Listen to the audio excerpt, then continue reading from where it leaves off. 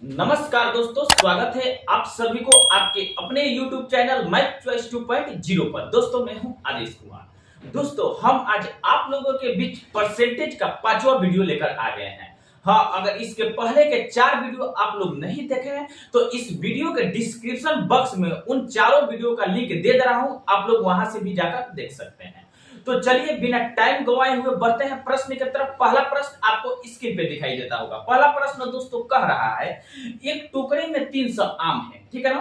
फिर कह रहा है 75 आम कुछ छात्रों में वितरित कर दिए गए। तो कह रहा है टोकरी में बचे आमों का प्रतिशत ज्ञात कीजिए, यानी प्रतिशत पूछा है, ठीक है ना दोस्तों। तो देख लेंगे टोटल आम कितना है, टोटल ऑफ मैंगो, यानी टोटल जो आमों की जो संख्या है उसमें तो 300 है, ठीक है ना। 300 आम है, ठीक है ना। फिर कह रहा है 75 आम कुछ छात्रों में वितरित कर दिए गए, यानी डिस्ट्रीब्यूट, यानी कितना 75 आम बांट दिए गए कुछ छात्रों में, ठीक है ना। तो कह रहा है कि टोकरी में बचे आमों का प्रतिशत ज्ञात कीजिए। बचे आमों का प्रतिशत पूछ रहा है, ठीक है ना दोस्तों। तो हम पहले देख लेंगे कि 300 आम में से जब 75 आम बांट दिया गया तो बचा कितना, तो घटा देंगे। 300 में से 75 जब घटाएंगे तो बचेगा 225। कितना बचेगा 225, यानी 225 रियल बचा, ठीक है ना दोस्तों। हमसे पूछा है टोकरी में बचे आमों का प्रतिशत ज्ञात कीजिए। तो 225 बचा कितना में, तो 300 में। तो बट्टा में हम दोस्तों क्या लिखेंगे, 300 लिखेंगे। यानी 300 आम में से 75 आम बांट देने पर बच रहा है कितना, 225। तो 225 बट्टा 300 लिखेंगे, ठीक है ना। 300 आम में से बच रहा है 225, ठीक है ना, 75 आम बांट देने पर। हमसे पूछ रहा है कि प्रतिशत ज्ञात कीजिए। तो दोस्तों ये भिन्न हो गया, तो भिन्न को प्रतिशत में बदलने के लिए 100 से नहीं 100% से गुणा किया जाता है। तो हम इसमें 100% से क्या करेंगे, गुणा कर देंगे, ठीक है ना दोस्तों। तो इसको काट लेंगे, नीचे वाला ये 2 जीरो से ऊपर वाला ये 2 जीरो कट गया।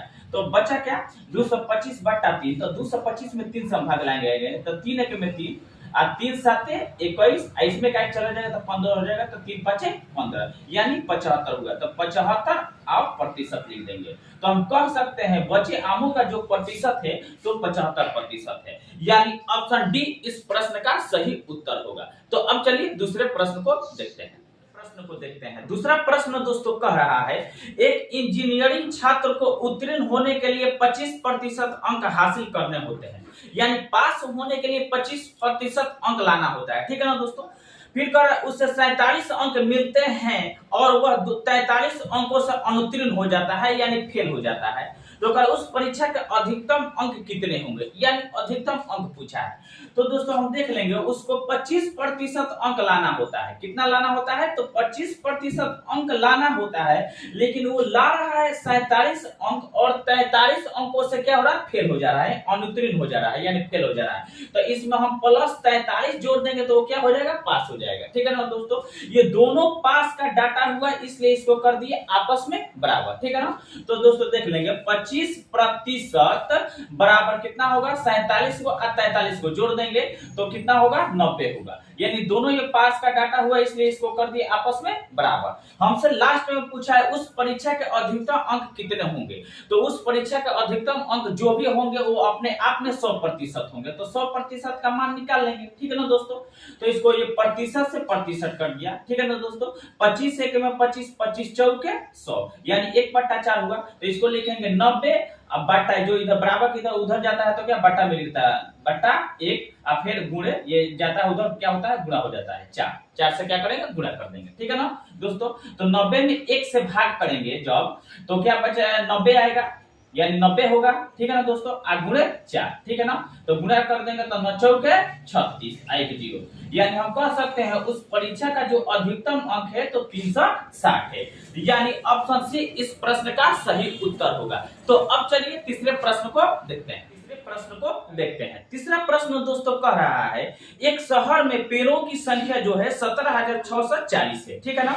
यदि पेड़ों की संख्या में 5% की वार्षिक दर से वृद्धि होती है, यानी वार्षिक दर से साल में कितना प्रतिशत वृद्धि हो रहा है, 5% की वृद्धि हो रही है।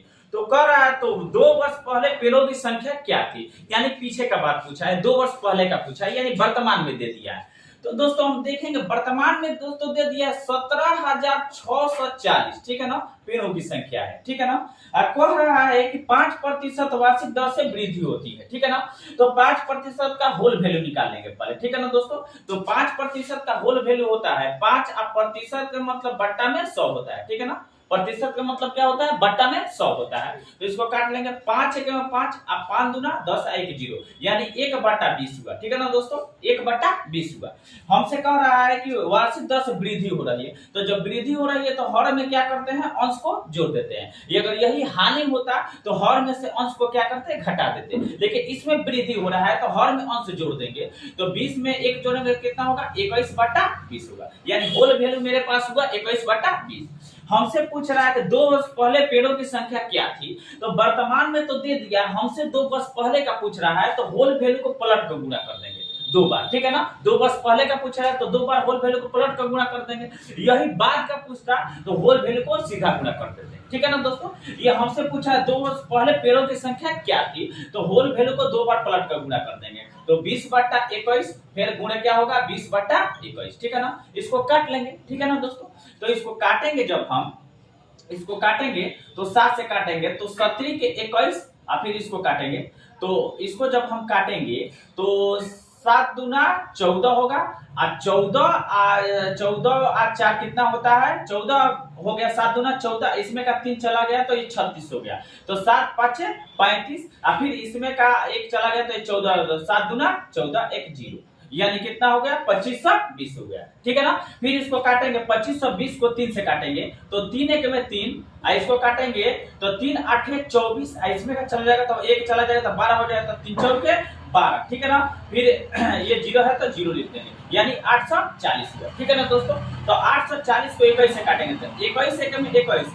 21 चौके कितना होता है, 84 होता है, एक 0 है तो 0 बच गया। तो मेरे पास बचा क्या, कट कराया 40, अब क्या करेंगे, गुणा कर देंगे, 40 गुणे 20 और फिर गुणे 20 गुणा कर देंगे तो हमें मालूम चल जाएगा कि 2 वर्ष पहले पेड़ों की संख्या क्या थी। ठीक है ना दोस्तों, तो 4 दूना 8, 8 दूना का 16, 3 को 0 है तो 3 0 लिख देंगे, यानी हम कह सकते हैं कि 2 वर्ष पहले जो है पेड़ों की संख्या कितनी थी, तो 16,000 थी। ठीक है ना दोस्तों, यानी ऑप्शन सी इस प्रश्न का सही उत्तर होगा। तो